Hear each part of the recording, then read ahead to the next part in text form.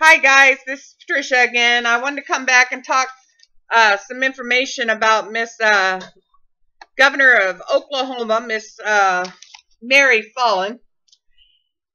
She's been pulling some amazing executive orders during her time as governor. The people of Oklahoma City need to wake up and find out what's going on there. This woman is something else. When adhering to request of information in Oklahoma, she uses her executive powers to block the information from being released. Mary Fallin has decided to use Obama's pledge of transparency, even signing a transparency pledge while running for governor in Oklahoma City. The letter cited executive privilege, deliberate process privilege, and attorney-client privilege for the denial of records. Folks, what's happening there in Oklahoma City is that this woman has made this transparency law, and basically in a nutshell, she's able to, let all these different areas, not reply with the records coming out to the people. So if you request any records from her, I'm sorry, but if you are asking for the records from any of these places, there's a little notation in there that she's given herself this transparency pledge that is actually stopping people from getting information. And they have, well, it's not stopping them totally, but they don't have to respond right away. They do not have to respond right away. And I think that's kind of not fair, especially when there's public records that you need to get a hold of and you can't get a hold of them. So she's actually gone about doing all this stuff. And some of the things is just off the charts. But I just wanted to kind of bring that up to you and kind of let you know that there is a transparency law or pledge of transparency over this government. Okay? You can request those records, but however long time it actually takes, then that's how long it takes.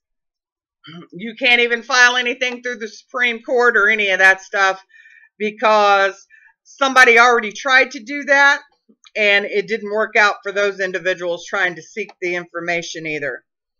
Basically, in a nutshell, what ended up happening there, they say the Oklahoma's open records law, unlike other states, and the federal FOIA does not specify how many days a government agency has to respond to a request for records, but it does require public bodies to provide prompt, reasonable access. Okay, so different people are filing for things, and they're actually having to, they tried to sue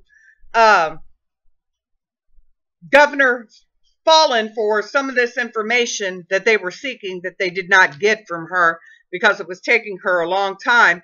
So they ended up taking it to the first to the regular courts, and that court judicial system basically said that went in before Judge Patricia Parrish. She denied motions to dismiss filed by the Governor Fallin and Commissioner Thompson. She rejecting the argument that as long as the government does not expressly deny a request, no amount of delay authorizes a lawsuit. So folks, you can't sue because they're not giving you the information fast enough. Also, it came before the Supreme Court unanimously on June 8th that the Oklahoma Supreme Court unanimously denied the applications. While no written opinion was issued, the court's decision leaves Parrish's ruling in effect. So at the time when they were reaching this ruling, they tried to slate it in to the Supreme Court, and this was back in June 11th of 2015. So when they tried to gain access to these records, and they pushed it from one court to the Supreme Court, well, the Supreme Court said it doesn't matter, that they're going to leave Parrish's ruling, which was the original judge on the case. And basically, in a nutshell, it sent a strong message to public officials in Oklahoma that they cannot evade judicial review when they unreasonably delay responding to requests for access to public records. So, this is something. They've got something's happening over there, and they're able to actually, they're actually able to get away with all this stuff. And Governor Fallin, she orders her cabinet to find examples of this government transparency. And the governor herself often denies open records requests based on executive privilege. So this is amazing, really, for me. It really is. I'm speechless as to what all this information is. And she seems to be doing this in several cases.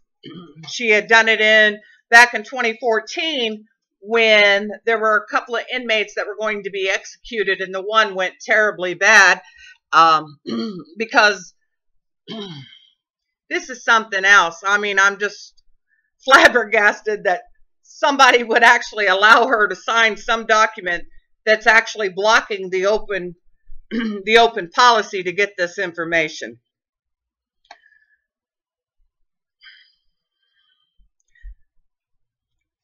So I just wanted to kind of share that with you guys today.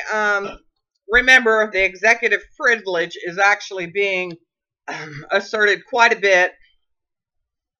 And the transparency policy, or the transparency pledge, you guys need to read up on that and find out how it pertains to everybody when you're going to get documents. So you can request the documents, and however long it takes to get the documents is however long it takes.